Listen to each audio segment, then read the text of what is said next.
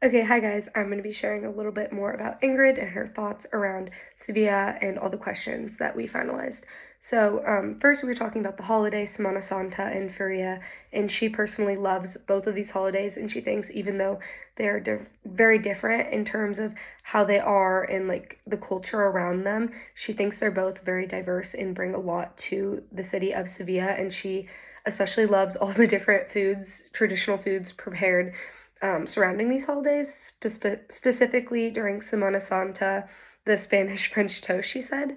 Um, and she said these dishes don't only symbolize the religious significance of the holiday, but also bring people together. And it just brings people together as a family, and it brings a lot to the city as well. Um, and it's a very enriching experience, she also said. Um, Another thing we talked about was tourism in the city in her perspective.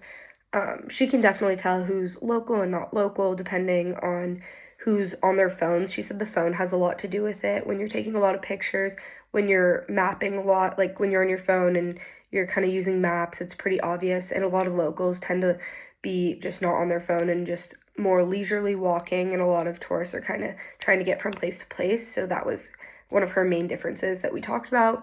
Um, and then she does say that the tourism takes away from the simplicity of the city, but the nice thing about Sevilla is it isn't as touristy as other places in Europe or Spain as well. So, and that's why she loves it so much, is that it's not as touristy and she can get by and it be her home. So, um, between Americans and America, what she thinks is she loves America. She actually, her boyfriend lives there.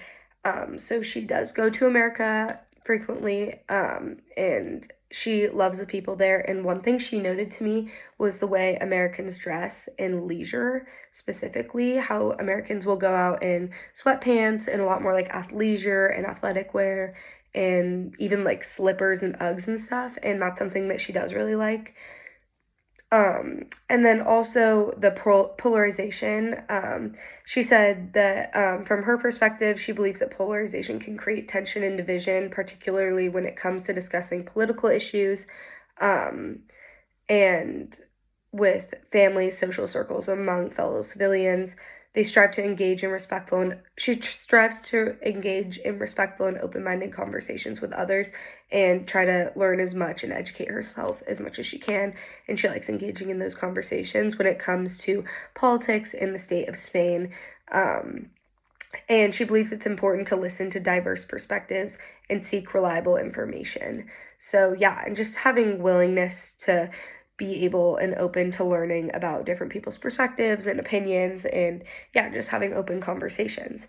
Um, Along back to America and Americans, the attitude of general Spanish people towards the US. I mean, she didn't really talk too in depth about this one, but she does think that Spanish people um, like have certain stereotypes about Americans, as do American Spanish people. Like for me personally, before coming here, I thought that Spanish people, in terms of drinking culture, I thought it was a more like going like drinking like all night and like every like going really hard in terms of drinking, but it's actually not like that at all. And people here just like to drink to socialize and to be with their friends and people that they love. So that was kind of an interesting thing as well. And then this is now cultural scripts. So we talked about the way people dress on a day-to-day basis and how it tells you about who they are and their social status.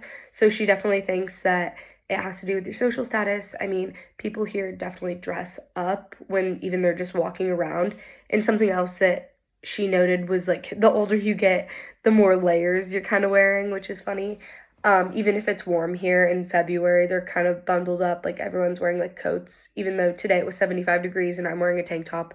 A lot of people wearing coats, and I saw scarves, which is funny because in California, where I'm from, that's not very normal. The way people dress is a lot about their social standing. It doesn't matter the people, what neighborhood you're from, their status. In their status, people dress up nicer from day to day here in comparison to the US, where people maybe just dress up in nicer outfits to go to their day job. And then family and friends and everyday life dynamics in different or similar among friends and family in comparison. Friends and family are very, very important here.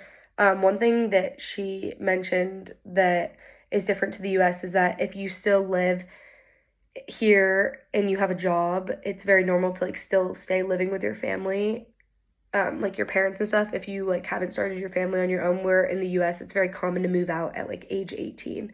So I thought that was very different. And people here are very, very, very close to their family and friends. Um, Even though in the US people are also very close. But yeah, that's everything that we talked about. Thank you.